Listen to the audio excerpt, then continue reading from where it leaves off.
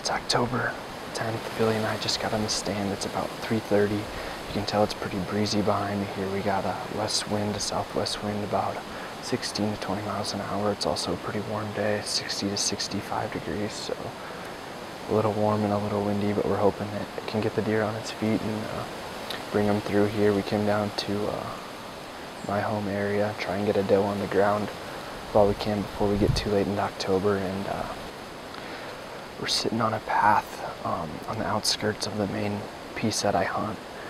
Just hoping to catch a doe coming down, working this path behind us here, feeding on some corn or just grazing on the shrubs and stuff on the edge of the timberline here. So we still got time, and let's hope something works out for us.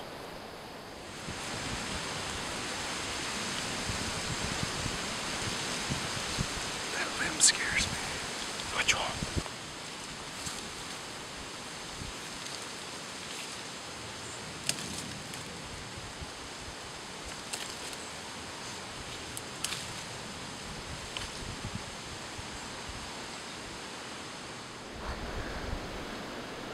We got a rain front coming through, it looks like in the distance, so hopefully that blows over pretty quick.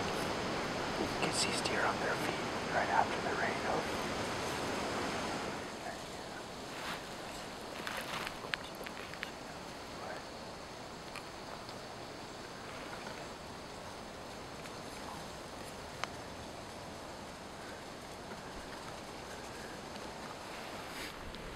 Alright, well, I just shot my #1 target buck here.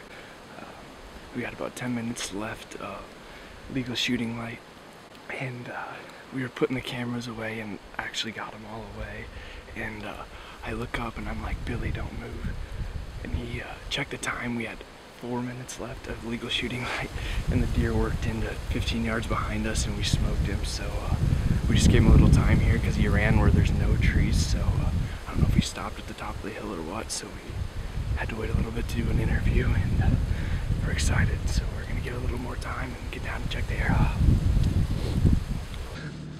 Alright, well, we just got back to the truck here. We're gonna go home, eat some dinner, kind of discuss things.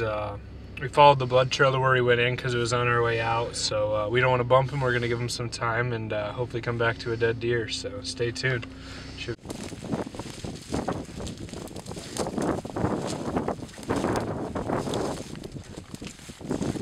Oh yeah.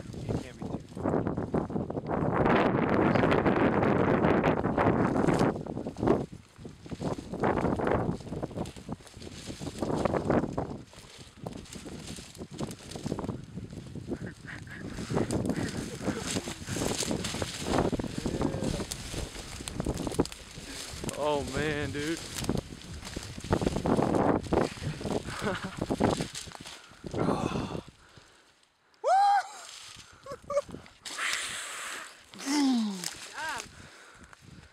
That thing's a brute.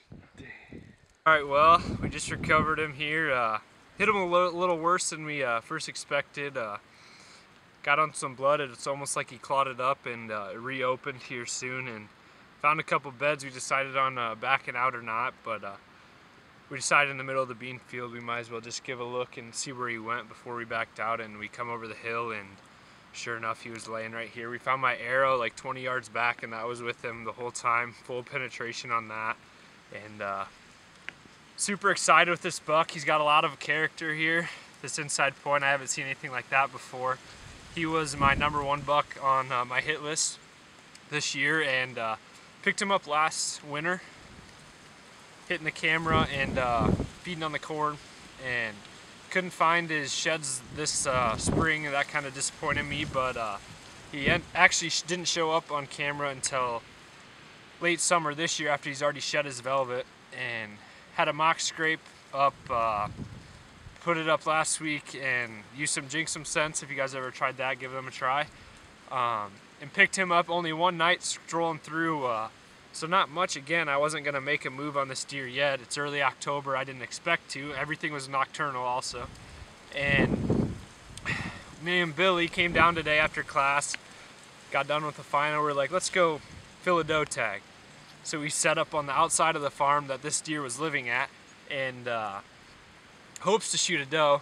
and it was a very slow night. We were getting blown around in the tree. We had like 20-mile-an-hour wind and didn't know what was gonna happen. I started getting cold, and it was just a slow hunt. And we had 2 little bucks run by us early, and no does showed up all night. And we had about 5:45, we checked the cameras to see if we had any light in case the last minute doe walked out, and we actually didn't. So we started packing up the cameras to our luck, and I look up 3 minutes later, Billy's got all the cameras in the bag, and this guy's coming down the path right to my stand. So told Billy, hey, good deer coming, good deer coming. And he looked, and he just came right in. I couldn't hardly stop him. Billy had to stop him for me. Wouldn't stop along the path, and put the shot on him there. So we had about 5 minutes of shooting light left, which no camera light, sad to say. So we can live with that though, as long as we got one on the ground. So I still have a doe tag in my pocket. Billy has his either sex tag, and he has a couple of city limit doe tags yet. So hopefully you have a lot more footage to bring to you of us shooting does, and get on one of Billy's target bucks this fall. So off to an early start, which is not all bad.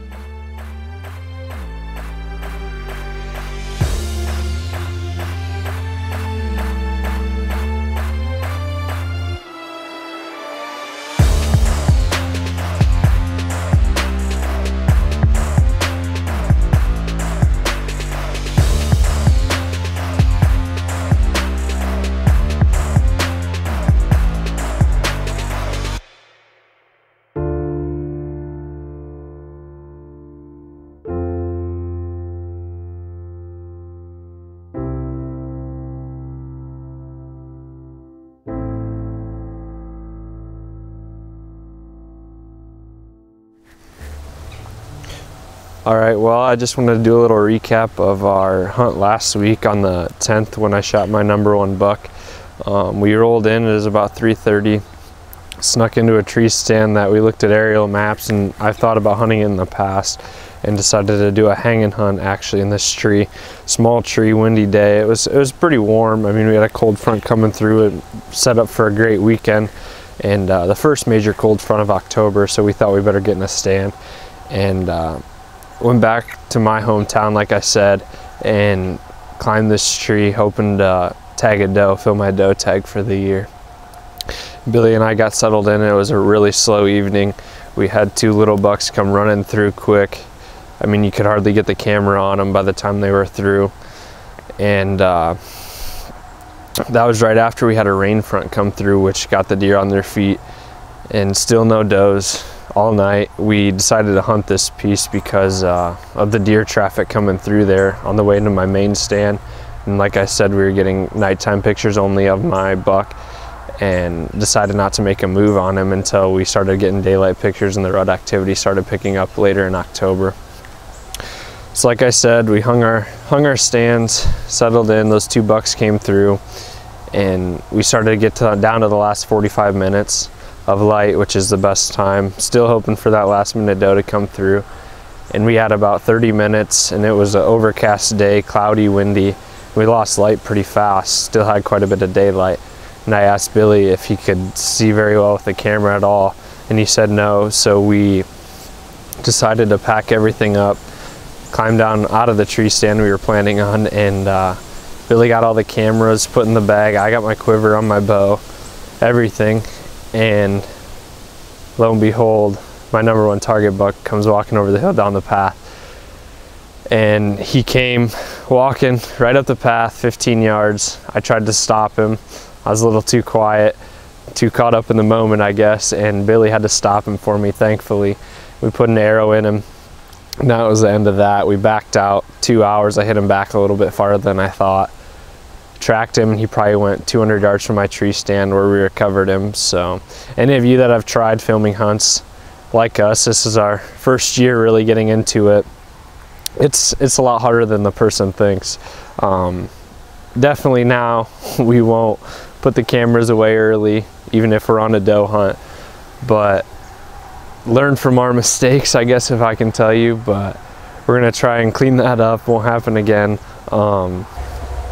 tonight we're gonna actually hunt one of Billy's target bucks. So hopefully we can get on him and stick with us through that, and we'll try and bring you some more footage this fall. So stay tuned, hope you like the video.